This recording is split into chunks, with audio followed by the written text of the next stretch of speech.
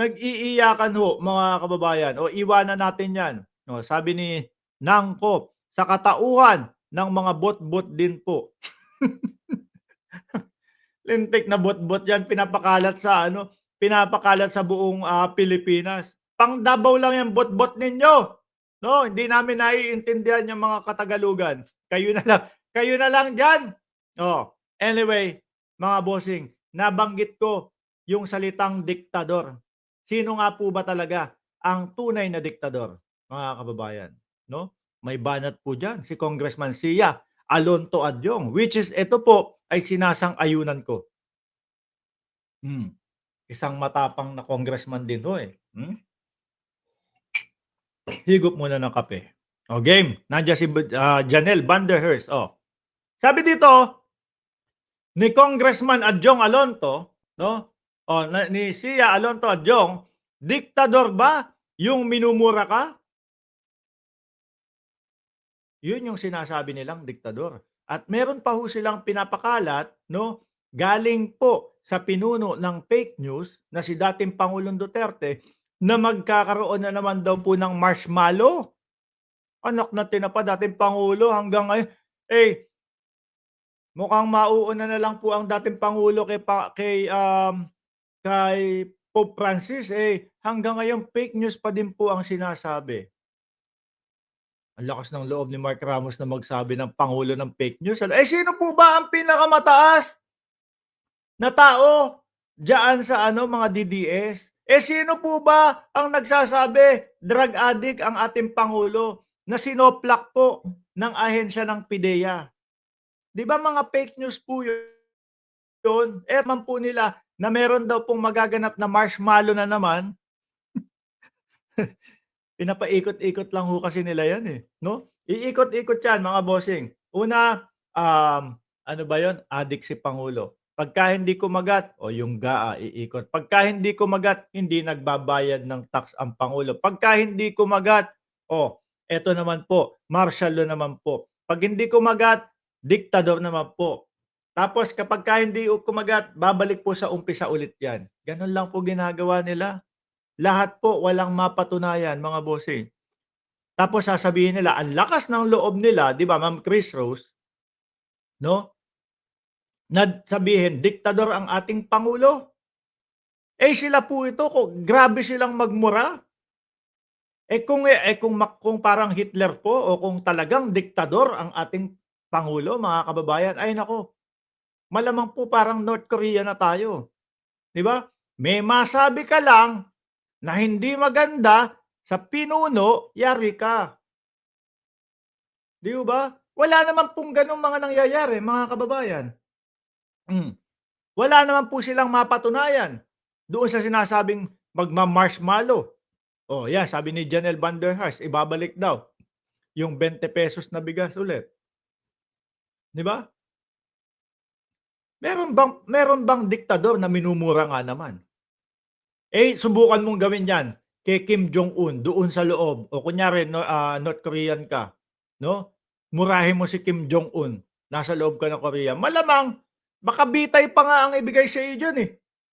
'Yun po yung diktador, mga kababayan. Baka hindi ho alam ng dating pangulo kung ano ang ibig sabihin ng diktador or sadya talagang binobobo lang yung mga DDS. Dahil etong mga DDS nagpapahalata naman kasi na bobo at mga utu-uto, 'di ba? Kaya yung mga leader nila uutuin mo lang 'yan, yung mga suporta natin, hindi aalis sa'tin 'yan.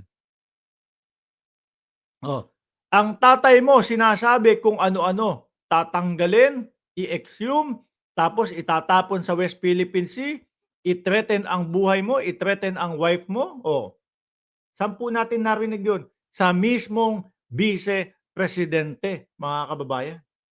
Huhukayin yung bangkay ng tatay ng pangulo, itatapon sa West Philippine Sea. May pagbabanta sa asawa mo, may pagbabanta sa iyong buhay, at may pagbabanta sa House Speaker. 'Di po ba sila yung nagmumukha lalong diktador? At eto nga, ang ginagawa nila pagka hindi nila trip yung namumuno, kahit maganda ang ginagawa, ay naku, pinipilit nilang pabagsakin. pinipilit nilang pababain para po makuha ulit yung kanilang posisyon dati, 'di ba? Ay naku, o tuloy. I-threaten ang House Speaker ang pinsan mo. Wala naman ho sa administrasyon niya na may nakaupong citizen na Chief Justice na nako-warrant o kinasuhan. No? Wala ho sa administrasyon niya na may sitting senator na kinasuhan at pinakulong. Nagmumukha ho silang um, diktador, mga kababayan. Sila yung nagmumukhang diktador talaga sa mata ng taong bayan. Sige dito, adik si Marcos. Pagka merong mga political rally, pagka merong mga campaign rally, imbis na ipakilala yung mga anak ng tinapang senador na pinabili ng suka, ang isisigaw po doon sa kanilang rally, adik si Marcos. Hindi nabababa sa pagka-presidente si Marcos. Paano mananalo yung mga ano niyo niyan, yung mga senator niyo yan? Ipinokus niyo na lahat yung oras ninyo, 'di ba? Sa pagpapabagsak kay Pangulong Bongbong Marcos. Akala mo naman si Bongbong Marcos ang tumatakbo na senador para siraan nila ng siraan. Kaya ho ang nangyayari, mga kababayan, ayan, patuloy-tuloy lang po, yung pagbagsak nung mga posisyon nung kanilang mga kandidato. Imbis na marinig plataporma de gobyerno, ang naririnig ko, panay po Bongbong Marcos. So ang gagawin siyempre nung iba, puntahan ko nga kung ano yung maririnig ko dun sa ano, etong mga hinayupak na 'to na pinabili ng mga suka, wala akong marinig na plataporma de gobyerno, panay panay paninira na lang kay Bongbong Marcos. Tingnan ko nga kung ano yung, sinasabi doon sa kabila. Tingnan ko nga kung sumagot dito si Bongbong Marcos. Oh. Paglipat po doon kay Andrew E. Papunta pa lang, "Bagong Pilipinas, wala ng Duterte." No, narinig yung gano'n, si Andrew E. 'Di ba, nakisayaw na. Tapos biglang maririnig, plataporma de gobyerno nung kanilang mga senador, wala na. Lalo na pong natalo si Vic Rodriguez, lalo nang natalo si ano, si Bato de la Rosa, sino pa yung iba diyan. Lalong natalo si Philip Salvador. Wala na ho, mga kababayan. 'Di ho ba? Yan ang sinasabi ko sa inyo. Tapos tapos eto ho, napapansin ko, yung mga DDS, eto mga ano din kayo, kinukupal niyo din yung mga ano niyo, yung mga boss niyo, yung kinukupal niyo din yung mga leader niyo. Alam niyo kung bakit, 'no? Sasabihin niyo, mag-e-EDSA kayo. Sasabihin niyo, pupunta kami sa mga rally ni Duterte. In-invite kayo ni Duterte, anak na tinapa, hindi kayo pumunta. Ano ibig sabihin nun? Kinukupal niyo lang ang dating Pangulong Duterte. 'Di ho ba? Kinekengkoy niyo lang yung pinuno ninyo, mga DDS. Panay kayo, pupunta kami doon sa kanilang rally. Wala naman, hindi kayo pumupunta. Pagka nagka-rally na, lalabing-pito, te-32 ang pumupunta. Kaya nawalan ng ganang mag-ano, magmautog-mautog. 'Di ho ba? Eh, kupal ba kayo, mga boss? Kasi ganyan ho talaga yung nakikita ko. Papangakuan nila, pupunta ho kami, ta's wala naman. Hindi naman magpapakita. Yung matanda umasa na merong darating. 'Di ho ba? Ngayon bumalik tayo dito. Sino ang tunay na diktador? Ang nakikita ko po na tunay na diktador, mga kababayan, yung mga Duterte, 'no?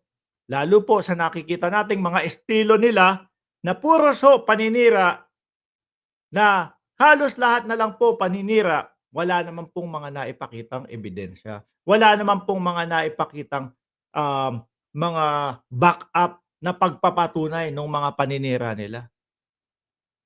'Di ho ba? Sila po yung mga diktador na mahilig pong ano tawag nun sa salitang Tondo, nakalimutan ko.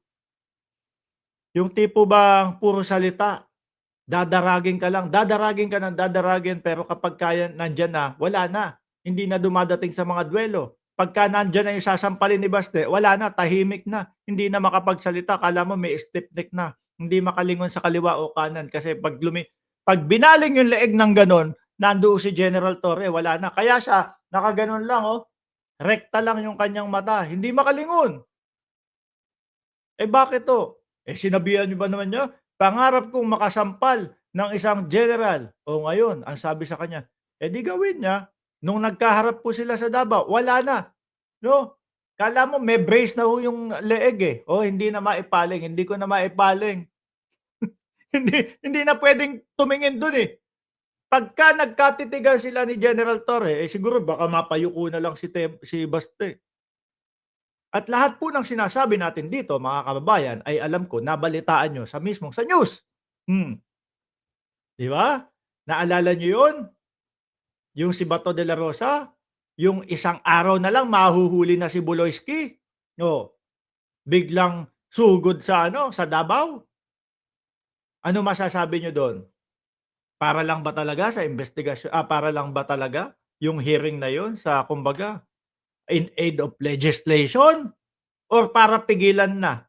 Dahil isang araw na lang o isang pader na lang ang pagitan ni Torre at ni ano, ni Buloyski. Oh, 'di ba? Kinabukasan, ano sabi ni Tobats dun sa hearing na yun, "Tumigil ka na Nick, balik ka na lang sa ibang araw." 'No? Or wala na.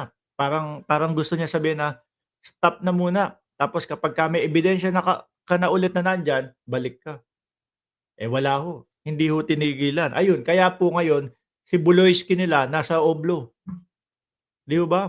Oh, sabi ni Ilocano, tropang Ilocano, suka.